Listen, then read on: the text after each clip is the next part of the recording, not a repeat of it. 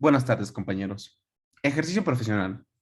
Los integrantes, Carolina, Rodrigo y su servidor, Leonardo Daniel. ¿Cómo se ha presentado el ejercicio profesional en culturas occidentales y no occidentales? Dentro del marco, existen muchas leyes que rigen un país, en las cuales se establece que las personas son libres de poder estudiar y ejercer la profesión que deseen sin ningún tipo de impedimento. En nuestro caso, de los Estados Unidos mexicanos, en el artículo quinto de nuestra Carta Magna, nos estipula que ninguna persona podrá ser impedida de dedicarse a la profesión, industria, comercio o trabajo de su preferencia. En esto simplemente nos habla acerca de la libertad que tenemos de poder elegir y de pensar qué es lo que mejor nos queremos dedicar. En ese ámbito es que las personas como nosotros, en este momento estudiantes, tenemos la idea de qué es y por qué estamos aquí en esta carrera, cada uno en la perspectiva diferente. Hablando de la Carta de los Derechos Fundamentales de la Unión Europea, en el artículo 15 se dicta la libertad profesional y el derecho a trabajar. Es decir, toda persona tiene el derecho a trabajar y ejercer la profesión elegida libremente. Nadie podrá obligarlo a ejercer otro tipo de profesión que no sea la que uno haya elegido. Estos dos ejemplos que platicaremos consecuentemente. Hay muchos más alrededor de todo el mundo, claramente. De igual manera, se establecieron leyes en las que se dictaminan que todos los profesionistas deberán ser civilmente responsables al momento de ejercer y desempeñarse en sus trabajos profesionales. Sin duda, el dedicarnos a una profesión o cualquier trabajo debe o implica cierta responsabilidad ante la sociedad, en los cuales nosotros debemos de ser muy certeros en las decisiones que estamos tomando. Esto por el impacto que pueda tener o repercusiones en otras personas. Una de las muestras más claras y comunes en México, donde se muestra una ética baja en los profesionales, es la corrupción. Tiene un impacto así en el 9% del PIB, siendo que el 64.4% de las empresas se ve orillado a participar en este tipo de actos para agilizar trámites. El 88% de la población mexicana piensa que los actos de corrupción más frecuentes se realizan entre servidores públicos y empleados de gobierno. Lamentable esta situación, pero desde mi perspectiva, el tema burocrático en México es muy complicado. Si queremos nosotros intentar regularizarlos a alguna empresa, intentar crear un nuevo negocio, abrir un pequeño restaurante, un pequeño bar, una pequeña, cualquier tipo de negocio, el nivel de requisitos que nos piden y el trato que ofrece la burocracia es pésimo, orillando esto a que las personas busquen o opten otras opciones para poder desarrollar sus ideas. Es lamentable, pero sin duda creo que deberían trabajar arduamente en poder simplificar estos trámites y hacer que cualquier persona, incluso desde su computadora, pudiera realizarlos.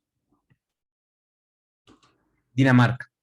Dinamarca es el país considerado como el menos corrupto, según el índice de percepción de la corrupción de la Organización para la Transparencia Internacional, obteniendo 88 puntos de 100, donde cero representa el nivel más alto de percepción de corrupción en función de la percepción de sus habitantes, mientras que México obtuvo tan solo 31 puntos.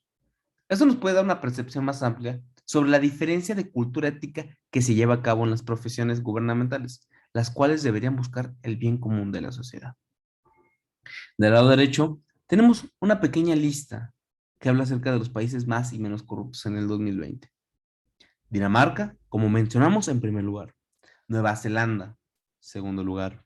Finlandia, en tercer lugar. Singapur, Suecia y Suiza en consecuentes. Esto nos habla solamente de que estos países existe una menor cantidad de corrupción o es menos perceptible en las personas. Ahora hablaremos de los países que según el índice en 2020 habla de los países más corruptos, que son Venezuela, Yemen, Siria, Somalia y Sudán del Sur. Siendo Sudán del Sur en este caso el más, en donde existe mayor percepción sobre la corrupción. Existe una gran diferencia entre México y Dinamarca en las estadísticas de evaluación del PIB, lo cual demuestra que estamos tan lejos de una práctica ética y justa de nosotros los futuros profesionistas, profesionistas incluso, que rigen a nuestro país.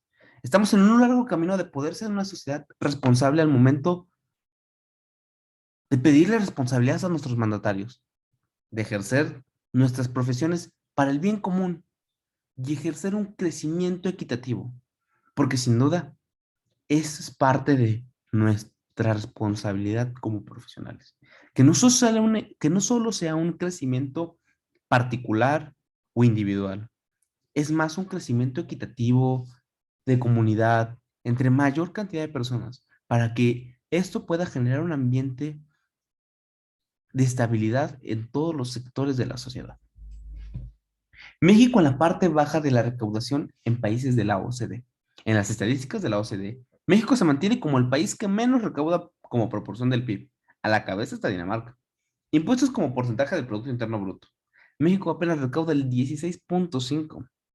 Sin en cambio, países como Dinamarca recaudan el 46.3% del Producto Interno Bruto. Claro, esto implica que hay muchos factores detrás de esto, como es la cantidad de recursos que administran. México es un país muy grande y su economía es muy importante, pero sin duda, en lo personal, creo que uno de los factores que más afectan es el pago de impuestos. ¿Pero por qué afectan tanto? Porque es un tema muy complicado de por llevar. No nos dan las herramientas con la agilidad, la facilidad para poder hacer y declarar nuestros propios impuestos. Como empresas les cuesta mucho.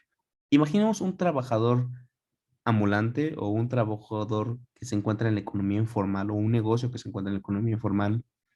Muy difícilmente podrán acceder a realizar el pago de impuestos correspondientes por el hecho de que incluso llegan a ser muy altos o es la percepción de algunos de las personas que tienen. Y esto implica que claramente nuestro porcentaje de recaudación de impuestos sea muy bajo. ¿Qué concepto de ser humano está vinculado en cada forma de representación del cuerpo y de sus prácticas? Nosotros, los seres humanos, desarrollamos en sociedades donde cada individuo realiza tareas interrelacionales para satisfacer las necesidades emergentes. Como se menciona en el libro Ética, Profesión y Ciudadanía, la satisfacción de las necesidades se logra gracias a las competencias que la sociedad va desarrollando en cada uno de sus miembros. Esto, lo único que intenta decirnos es que la competencia como sociedades desarrollan miembros específicos en tareas, que esto colabora o suma en el vínculo que nos compete a todos como una sociedad.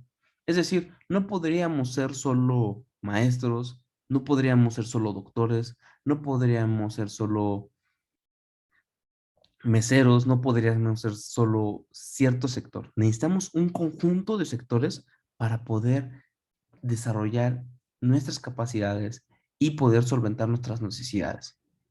Las necesidades que se van creando parten de características físicas de los individuos y estas crean necesidades de las cuales son atendidas a través del ejercicio de la profesión y al mismo tiempo estos mercados también generan nuevas necesidades en los individuos.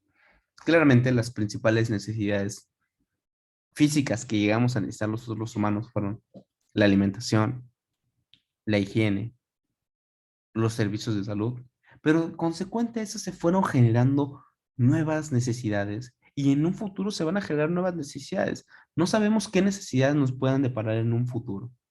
El, el, el vínculo o el límite es imposible definirlo.